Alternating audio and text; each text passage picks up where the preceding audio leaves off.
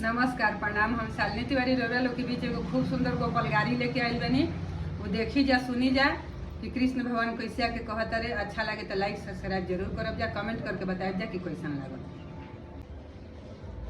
ओरियाने ओरियाने पतला परिया गए, ओरियाने ओरियाने पतला परिया गए, सोना निखरी का लगाई जी, ए जी सोना नखरी का लगाई जी।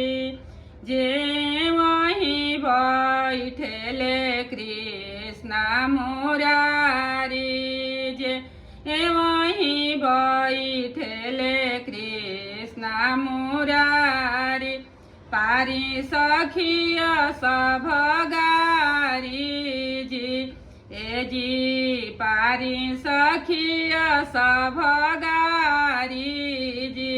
हमारा के गारी हमारा बाप के गारी, माता जसोदा के गारी जी, ए जी माता जसोदा के गारी जी।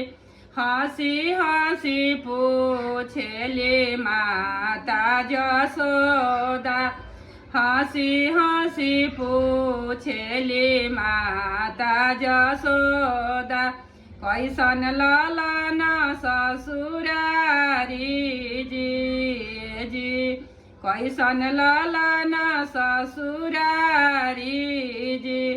साली से सरहज बड़ा प्यारी, साली से सरहज बड़ा प्यारी, सासु गंगा जल पानी जी, ए जी सासु गंगा जल पानी जी।